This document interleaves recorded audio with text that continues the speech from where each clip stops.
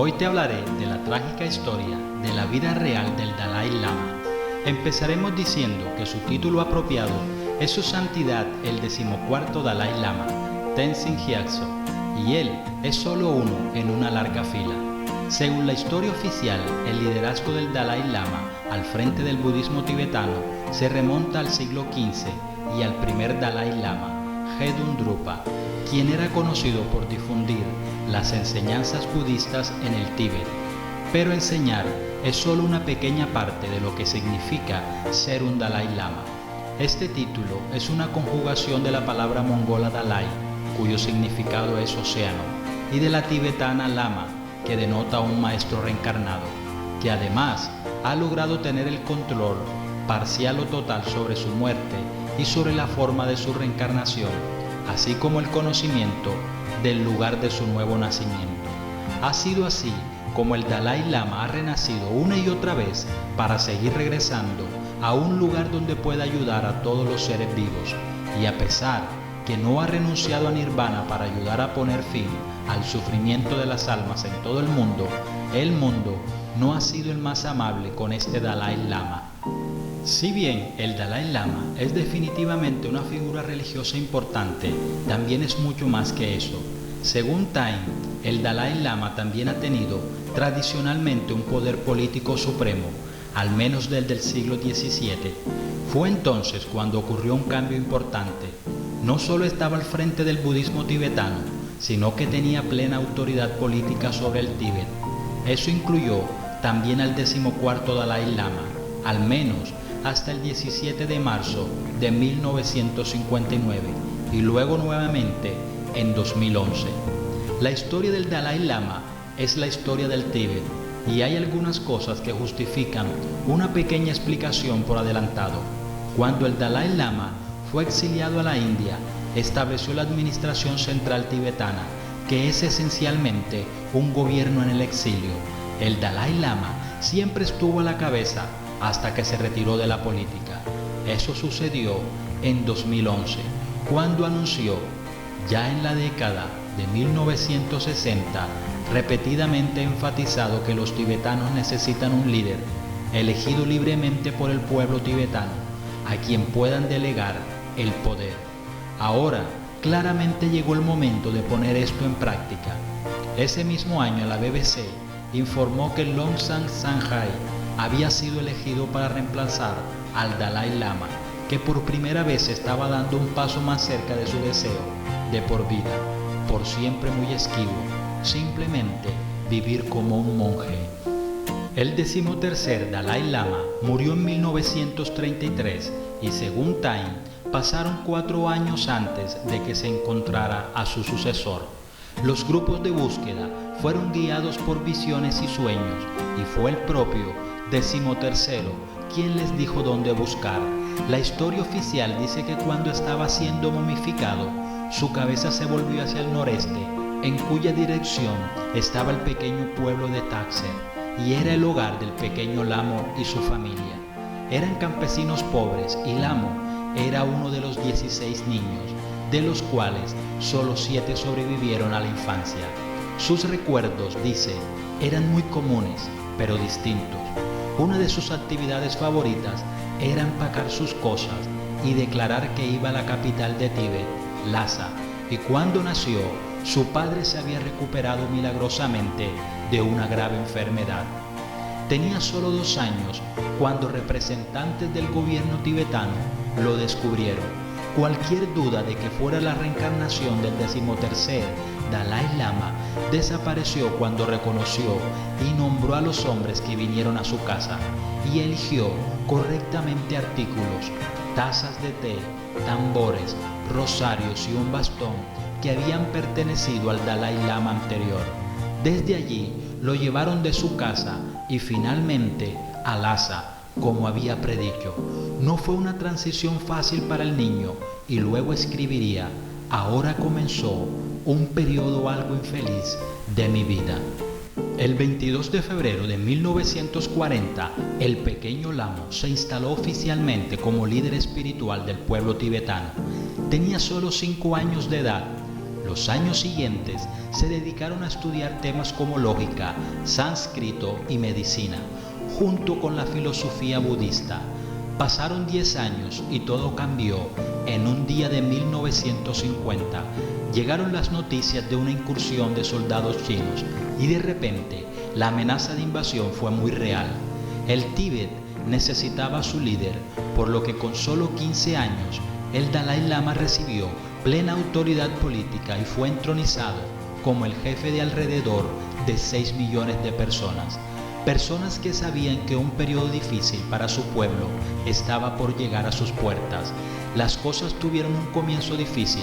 Envió delegaciones a Gran Bretaña, Estados Unidos y Nepal, pidiendo ayuda contra la incursión china. Todas fueron rechazadas y el gobernante adolescente se enfrentó a un futuro aterrador.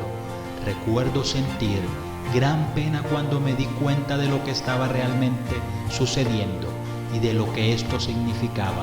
El Tíbet debe enfrentar a todo el poder de la China solo. Las conversaciones con China no fueron mejores. Según la historia oficial del Dalai Lama, en completa soledad, escuchó en la radio que la delegación que envió a China había aceptado el acuerdo de 17 puntos, que según la campaña internacional por el Tíbet fue el documento que cambió el Tíbet de un país libre a un área de China. El joven Dalai Lama había estado sentado en completa soledad cuando escuchó que su país había caído. Durante los primeros años de ocupación china, el Dalai Lama vio las cosas cada vez más difíciles para su pueblo. Los cultivos producidos por los agricultores tibetanos fueron enviados a China, mientras que los del Tíbet padecieron de hambre. Se quitaron armas y tierras, y China comenzó a acusar a los monjes y monjas tibetanos de actuar en secreto en nombre de los grupos de resistencia. Entonces sucedió algo increíblemente sospechoso. Representantes del ejército chino invitaron al Dalai Lama a una representación teatral y un té en su cuartel general en Lhasa. Se acordó dicho encuentro para el 10 de marzo de 1959. La solicitud para el encuentro contenía instrucciones de que debía venir solo. Eso no le cayó bien a nadie, especialmente cuando se corrió la voz al público. Los temores de que se llevarían al Dalai Lama eran muy evidentes. Él no fue. Esto fue solo el comienzo. Luego, el 21 de marzo, el ejército chino incursionó en el palacio del Dalai Lama, ocasionando graves afectaciones al pueblo, y para entonces el Dalai Lama ya se había ido. El 17 de marzo se escapó del palacio y comenzó su larga caminata a la India. Fue la tarde, el 17 de marzo, que el Dalai Lama se disfrazó de soldado y salió de su casa por última vez, temiendo por su seguridad. Junto con otras 20 personas, viajó solo de noche. Se refugió temporalmente en pequeñas aldeas en el camino y rezó para que los aviones que volaban por encima no los vieran. Envió un mensaje al entonces primer ministro indio, Jawaharlal Nehru, pidiéndole asilo. Fue dado.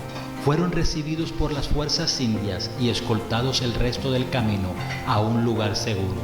La noticia de su aparición en India conmocionó al mundo. Muchos temían que algo malo le hubiera ocurrido al líder espiritual. Alrededor de 80.000 tibetanos lo siguieron al exilio y establecieron un gobierno en el exilio. Había huido de su casa y nunca volvería.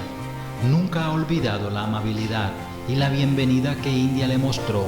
Se ha referido a sí mismo como el invitado más largo del gobierno indio. El Dalai Lama no solo ha estado en el centro de eventos trágicos, también ha visto sufrir a quienes lo rodean. En segundo lugar, al Dalai Lama está el Panchen Lama y los dos van de la mano. A la muerte del Dalai Lama es el Panchen Lama quien juega el papel más importante en el reconocimiento de su yo reencarnado. Luego, a la muerte del Panchen Lama es el Dalai Lama quien reconoce su yo reencarnado. El Panchen Lama que reconoció al 14º Dalai Lama murió en 1989. Luego, el 15 de mayo de 1995, el Dalai Lama anunció que había encontrado el próximo Panchen Lama. Se llamaba Gedun Choetki y tenía 6 años. 2 días después del anuncio, el niño y su familia desaparecieron. Todavía están desaparecidos. A pesar de las reiteradas solicitudes de las Naciones Unidas, aún se desconoce qué le sucedió al niño y su familia. Desde el 2013, la foto del Dalai Lama solo puede ser exhibida en el monasterio de Gaden en Lhasa. En otro lugar, mostrar su foto aún podría traer a los tibetanos muchos problemas.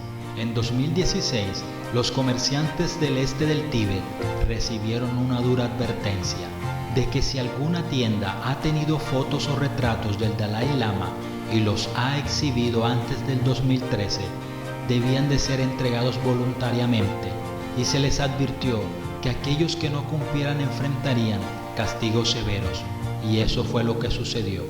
En 2018 se informó que 2 hombres de negocios tibetanos fueron arrestados porque tenían fotos del Dalai Lama, pero no solo poseer fotos físicas pueden meter a alguien en problemas.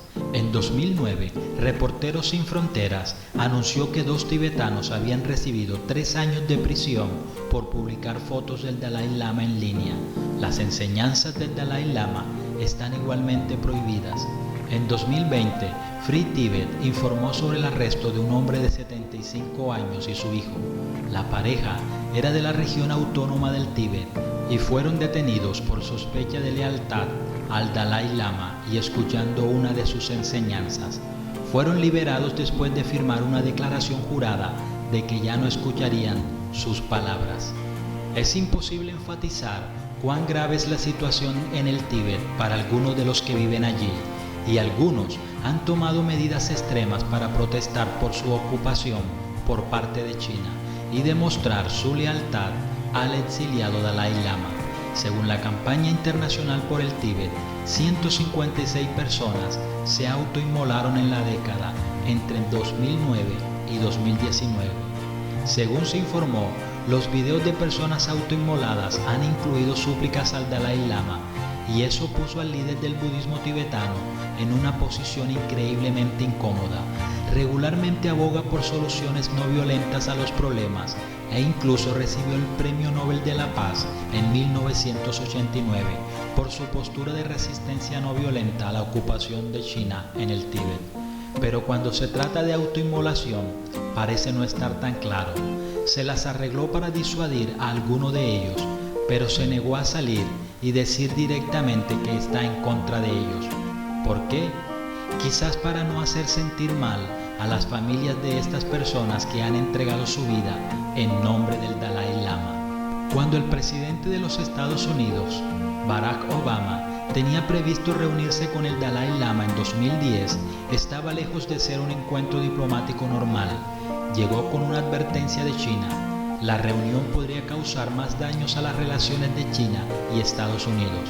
Aún así, para junio del 2016, se informaba sobre la 4ª reunión de Barack Obama en la Casa Blanca con el Dalai Lama, y se dijo que el presidente tenía cálidos sentimientos personales por el líder exiliado.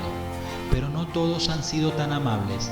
En ese mismo año, el New York Times informó que Mongolia, que había ayudado a establecer la oficina del Dalai Lama siglos antes, se disculpó públicamente por dejarlo visitar su territorio. La disculpa se produjo después de que China se opuso a la reunión y canceló sus propios nombramientos con funcionarios del país. El Dalai Lama ha sido abierto sobre lo que le gustaría ver para el Tíbet, y no es lo que la mayoría podría esperar.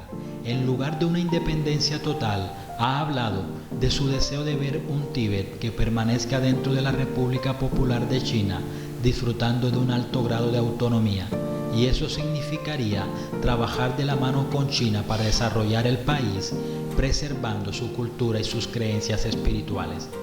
Va a suceder, y habrá un día en que el 14º Dalai Lama pueda regresar a la patria de la que huyó en 1959.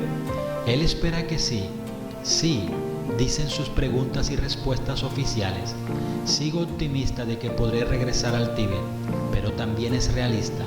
Ha expresado su creencia de que, si el Tíbet no ha recibido su autonomía, ni siquiera volvería allí en su próxima reencarnación y ha tomado precauciones en caso de que eso suceda.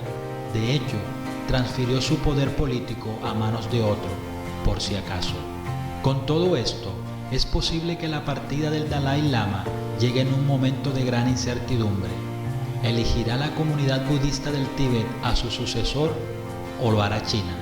Los Dalai Lamas anteriores han dado pistas sobre dónde se reencarnarán, pero ahora, por primera vez, se trata de algo más que espiritualidad, se trata de control. Tíbet y China podrían no estar muy de acuerdo. Entonces, ¿qué piensa el 14º Dalai Lama? Ha dejado caer una serie de pistas, sugiriendo que primero vivirá hasta los 113 años. También dijo que volverá a un país libre, tal vez al cuerpo de un adulto o una mujer, y posiblemente regresará a varios cuerpos al mismo tiempo. Pero también dice que él y solo él lo decidirán. También dijo que ve un posible futuro en el que no elige reencarnarse en absoluto. Esto no es nada nuevo. Desde 1969 el Dalai Lama ha dejado claro que cree que es hora de que el pueblo del Tíbet elija a sus propios líderes religiosos democráticamente a través de las elecciones. A pesar de estar rodeado de tragedia, el humilde líder espiritual y religioso del budismo tiene un particular gusto por los relojes Rolex, que para muchos resulta paradójico. Si bien es una figura con numerosos logros notables, también es una persona cuya vida, como la de muchos, está colmada de ciertas contradicciones. El 14º Dalai Lama tiene una marcada inclinación por los relojes de pulsera de lujo que genera bastante suspicacia, especialmente entre sus no seguidores.